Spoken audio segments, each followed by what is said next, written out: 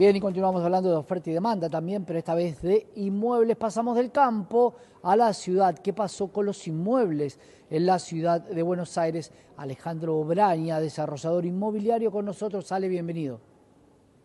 Hola Santiago, buenas tardes. Gracias por la oportunidad, como siempre, y por el llamado. Un placer. Contame cómo está un poco la oferta y la demanda. Sabemos que ha subido un poco la intención de compra en viviendas. ¿A qué se lo atribuimos, Ale?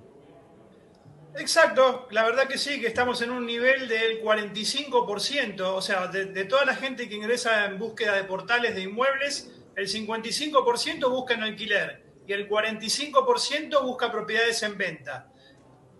Subió un 16% ese porcentaje, Claro. porque estaba en el 29%, o sea, creció bastante en los últimos tiempos. Dato, apto crédito tiene que decir. ¿Qué pasa con el apto crédito? Porque, a ver, también es cierto que la tasa a nivel financiera es muy baja hoy y que es posible mejor una renta a través de la propiedad horizontal. ¿Sentís que está pasando un poco esto? Tengo plata y ¿qué hago? Bueno, la aseguro, me compro algo. Sí, sí, seguro, tal cual, exacto. Hoy hicimos un estudio en el Observatorio Estadístico del colegio nuestro hace poquito tiempo y también nos dio la situación real de este momento, que el 85% de los jóvenes tienen el deseo de comprar. Viste que estaba esa idea de que no, que los jóvenes Claro. no tenían esa idea y que alquilo y después veo y esas cosas.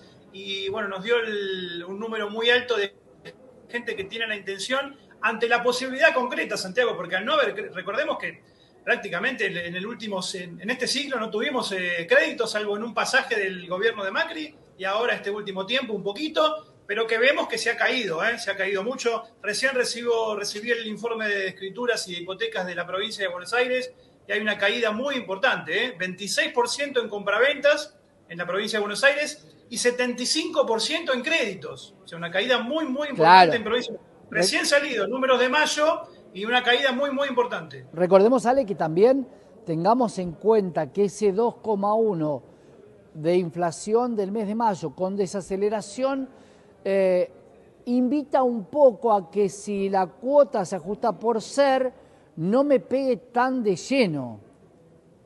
Seguro, pero además, Santiago, yo hace casi 40 años que estoy en la actividad y te aseguro que muy pocas veces recuerdo de haber vivido una situación de que hoy tenemos un tipo de cambio más bajo que hace 2 años. O sea, siempre venimos corriendo al dólar de atrás. Sí, Y recordás las veces que hablamos con el problema de los créditos, que la gente iniciaba un trámite en una determinada fecha y pasaban 60 o 90 días y ya después capaz que los números eran inalcanzables porque la subida del tipo de cambio había hecho que necesitara más pesos para comprar los mismos dólares que necesitaba para la operación. Y bueno, eso no está ocurriendo, pero así todo, realmente el mercado, a pesar del crecimiento que hablamos de la demanda y todo, el mercado realmente está bastante estancado y te diría está planchado para adjetivarlo un poco mejor.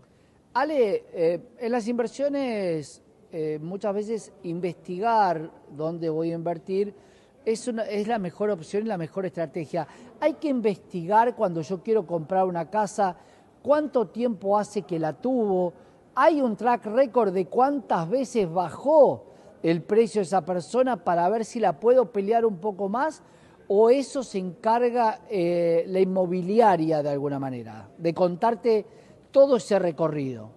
Bueno, nosotros habitualmente para justamente tasar propiedades tenemos herramientas justamente que son de ese tipo, para saber si la propiedad estuvo en venta o no, cuánto hace, si estuvo en venta, cuánto tiempo hace, si tuvo, como vos bien decís, movimientos de valores de publicación, si ya vienen bajando ese valor.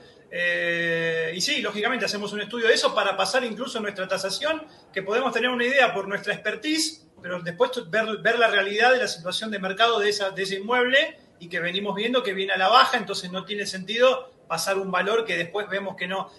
Cuando uno arranca con el ofrecimiento de un inmueble, el momento de posibilidad concreta de venta son los primeros 30 días. Después pasa a ser parte del paisaje. Venimos con un crecimiento también de cantidad de inmuebles mes a mes, cosa que no se había producido el año pasado, y eso hace que, bueno, que si vos no le pegaste en el número inicial, después para bajar es tarde. Lamentablemente es Claro, como decimos nosotros, quemamos la propiedad, por así decirlo, entonces no sirve. muchas veces se mata al mensajero, sobre todo al corredor inmobiliario, ¿no?